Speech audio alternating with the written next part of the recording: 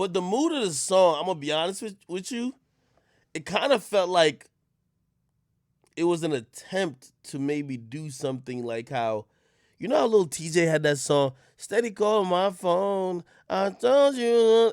I don't think he thought that was gonna be a smash hit, but it was. You get me? It had people in their feels, like for whatever, like that shit worked for many different reasons, but it worked. Like it kind of reminded me of like one of those type of songs. You get me? Um, Maybe I'm judging Roddy Rich with a unfair lens because he's had songs like The Box, he's been on Rockstar, he's been on really big songs. So when I hear Roddy Rich new single, and by the way, this is what pressure is. Remember I said, yo, for Roddy Rich, he took a long time off because his singles were dominating. But also, you got to imagine him now creating an album is a lot of pressure because people judge you by your last effort, and his last effort was fucking amazing and fucking huge. People want to hear these big ass anthems. People want something that's super viral. Like, again, I'm pretty sure when he made The Box, I don't think he was thinking, oh, this is going to kill TikTok. He ended up doing that, ended up running the charts for a while. Now trying to figure out what type of single he's going to go with. And as an artist, you got to figure out what you're okay with that doesn't compromise your integrity versus what you think will actually work and satisfy whoever you're trying to satisfy.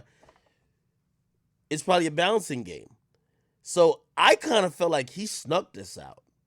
You get me? He snuck this out. I think it's a cool song. I don't know if this is going to be dominating the charts. But also, here's the thing with Roddy Rich. And we saw him recently appear on 42 Doug's song. I really like that song, I ain't gonna lie. But that song didn't chart. Roddy Rich, because of his big songs, we've put Roddy Rich in a position to say he's like one of the leaders of this fucking new generation of artists. Now, I love Roddy Rich. You know, I championed Roddy Rich very early. Shit, you know, I was introduced to him by Meek Mill on his Instagram. Meek Mill posted him, I was introduced to him, and I started listening to his music, and I loved it. Now, he dropped the project and everything was good, but I thought it was a dope body of work. And I'm talking about his albums, a dope body of work. Um, I don't know if that really put him among the people who were consistently putting out work because that's the thing with Roddy Rich. You know, I'm not saying he don't put out music like he Kendrick and them people, but niggas like Lil Baby, they show up a lot. They're on the scene a lot. And for a young artist, I think Roddy Rich chooses his spots. So while people are thinking that Roddy Rich is this huge artist, this and third, I do think this is going to help prove that or kind of humble him a bit. Because this shit gonna chart. Let's say this isn't the viral whatever or this doesn't take off whatever.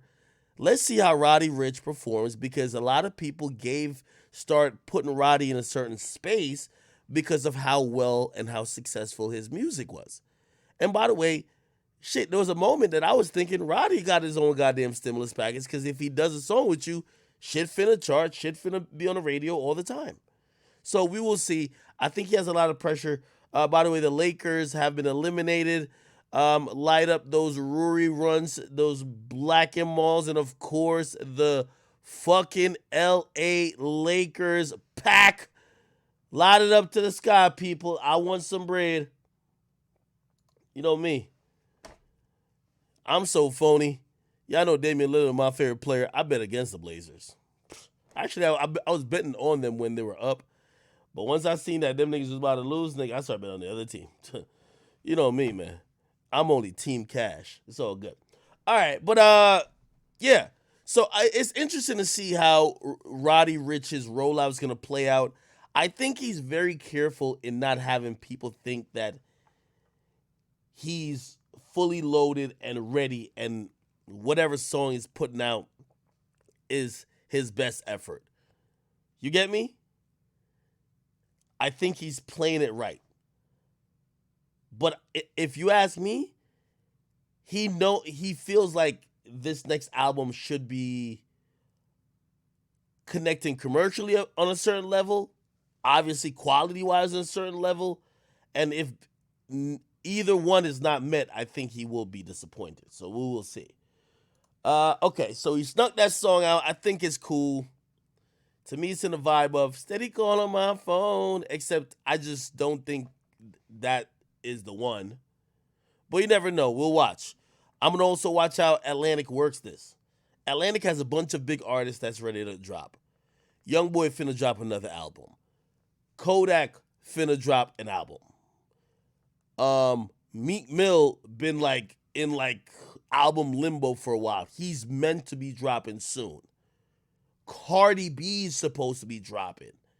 Roddy Rich, they're all Atlantic artists. Atlantic is managing like an insane amount of artists who are due this year. And watching when they pull the trigger, I thought they pulled the trigger on Cardi B a couple times. They're like, all right, it's Cardi's turn.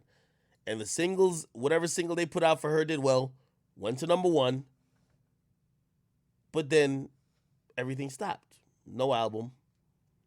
We just got another single, and now we're like, what's going on?